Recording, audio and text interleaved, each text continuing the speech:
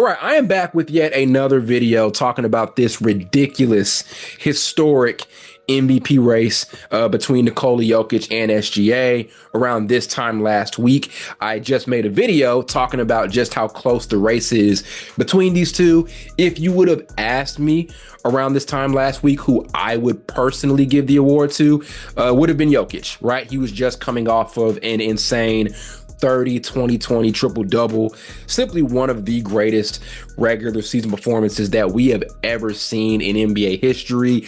Arguably the best that we've seen from a big man, at least over like the last 30 years, right? Nothing's ever going to top Wilt's 100-point game, whether you believe that it happened or not. But the Jokic game is like up there as one of the best individual performances of like the more modern era, going back pretty much about 30 years ago, if you want to put him in that conversation as well. So if you would have asked me last week who the MVP was, I would have said Jokic. But I sat down myself and put some things into perspective, and I do think that right now SGA does have the better narrative. There are a lot of people that don't like to hear that, but I would give the award to SGA as things currently stand. Super young, he's leading a really young team to the best record out in the Western Conference. There is an argument as to them being the best team in the NBA overall. I know the record doesn't show it. Cleveland has the best record in the league, but just having the best record doesn't necessarily make you the best team, if that makes sense. Like if I am putting money on a team to actually make an NBA Finals appearance and win an NBA championship, I feel more confident doing that with OKC relative to Cleveland. We can argue about that all we want to, but that's just how I personally feel as things stand.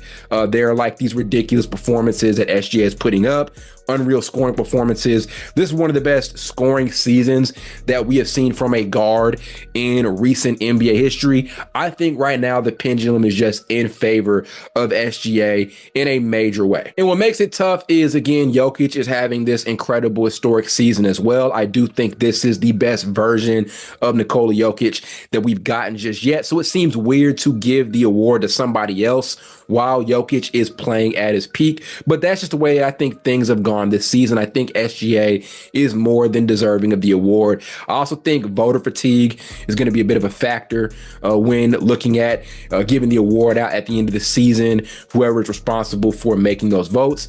Jokic has won 3 MVPs, just won last year's MVP. I think voter fatigue is going to play a bit of a factor into this. But all in all, regardless of that, right now, my MVP is SGA. But one thing that I've not liked about this season when it comes to SGA, along with the ridiculous foul baiting, which is another topic for another video, but it's like these ridiculous hyperbolic statements that I've seen on the internet. And that's natural, right? As basketball fans, when we see a player do something phenomenal or we see a team do something phenomenal, we're going to come with like these ridiculous statements and comparisons. But I've seen some very ridiculous statements and comparisons over like the last couple of weeks, even going as far to say that SGA is playing Kobe Bryant level basketball or has even surpassed a level that Kobe was playing at during his best years. That type of stuff is just a bit too much of a stretch for me, right? Like these conversations that people are having about this probably being the best season we've seen from a guard ever and things like that. Like I've heard that type of stuff floating around on the internet. And as I said, we're all guilty of it as fans, coming with these overreactions and these large hyperbolic statements and all of that stuff, where in hindsight, things aren't as ridiculously impressive as we try to make them. Not saying they're not impressive at all, but we do tend to overreact and we don't notice it till later. That is a natural thing. But the SGA stuff I've seen, some of these takes and opinions, they are just super far off the rails. And I don't want to downplay what SGA has done. Like when I say that people are overreacting a bit to some stuff that he's done this season, that's not an indictment on him. That is an indictment on fans. That's me asking, why are we going this far with these comparisons and these statements? And so for some really weird reason, it got me thinking, where does SGA stack up against guards over like the last 15 years and their MVP level seasons? Where do we stack SGA amongst the MVP seasons of some other guys that played his position, played that point guard or two position? Where does his performance this season stack up relative to some of those other guys? Because I think we need to have that conversation before we start making these ridiculously large statements about how he's having this all-time peak guard level performance this particular season. I think we need to take a step back and look at some other ridiculous performances that may have been just as amazing as this one and maybe better over like these last 15 or so years. I'm going to start with 2016 Steph Curry. And this to me is like the peak right point guard MVP level season. I don't think anybody's been this impressive since. Very simple. Steph Curry was 30 points per game for the first time in his career, ridiculously efficient. I think this is the first year where he made the 50-40-90 club. On top of that, Golden State walks away with the best regular season record of all time. And this was not in a spot where the league didn't have competition across, right? There were still amazing teams outside of Golden State. Golden State was not far out the most talented team in basketball. At this point, they were not a super team. They were a really good ball club that won a ton of games, fair and square. He was the best player on arguably the best regular season team in NBA history. Ridiculous efficiency, off the chart numbers, records from a three-point shooting perspective. This to me is like the peak of guard play, of point guard play, at least out of any other MVP we've seen in NBA history. This is the best MVP point guard that we have seen of all time, in my own opinion.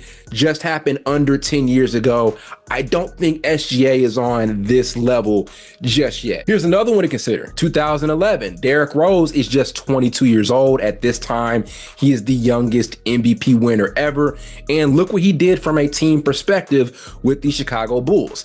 In a place where the league was extremely competitive and there was an active super team that had LeBron James and Dwayne Wade and Chris Bosh, a 22-year-old Derrick Rose led the Chicago Bulls to the #1 seed out in the Eastern Conference.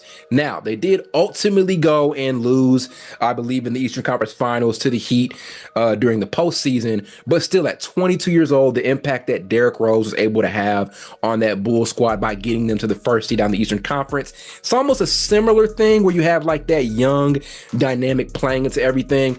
Not exactly similar because I think OKC right now is younger on average than what Chicago was during that season. But like, that's another one to really look at as far as like super impressive guard level MVP play over the last 15 years. I think Derrick Rose's name needs to get brought up in comparison when we're having these conversations about the best guard MVP seasons over like the last 15 years. Let's talk about one of my personal favorites in Russell Westbrook. In 2017, I remember the conversation that summer going into the season being about, oh my goodness, Kevin Durant left Russell Westbrook. He's going to be pissed and he's going to go crazy and average a triple-double. And he literally did that. He played pissed off the entire season. He was the most clutch player in the league that entire season. And he averaged a triple-double. That was a record that a lot of people thought was unbreakable.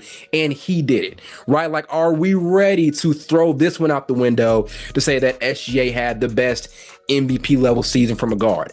I don't think so. This particular MVP season was so crazy. The narrative was ridiculous. The energy that Russ played with was just off the chain. It was pure heart, pure adrenaline. I'm not going to get emotional, but like, this is another one that we just need to take into consideration and put into context as well. Then finally, let's talk about James Harden in the 2018 season. This is 1 year removed of Russell Westbrook's MVP year where he averaged a triple-double.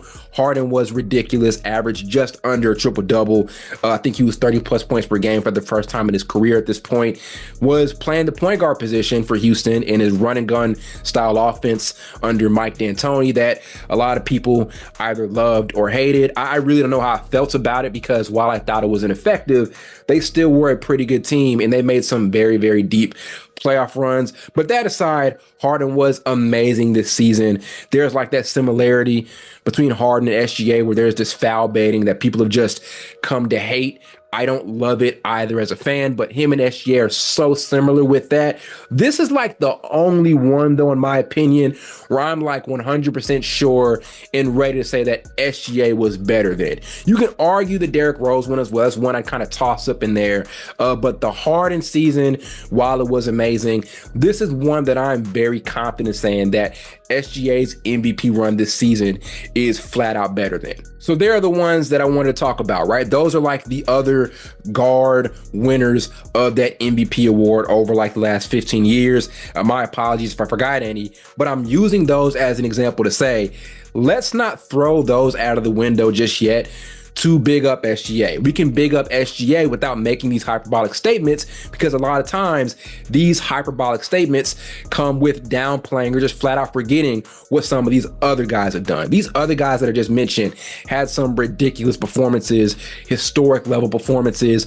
Are we ready to throw those out the window for what SGA has done this season for OKC? Again, impressive stuff, amazing. I do think that SGA is deserving of the award, but what these guys did, like the Russell Westbrooks and the Currys and all of those dudes, what they were able to do, equally as impressive, and a few may have been more impressive as well. So this video is not a shot at SGA at all. It's more of a shot towards the fans. Let's put things into context and take certain things into consideration before making these hyperbolic statements, because again, my goodness, I have heard some ridiculous otherworldly statements and comparisons on NBA social media, whether it be on Twitter, Instagram, Threads, or Reddit. I've heard some ridiculous stuff. Before we start jumping the ball, let's get back to taking things into consideration, putting things into context, and really appreciating the history of the game before jumping and making these ridiculous, hyperbolic, way out there takes and claims and statements.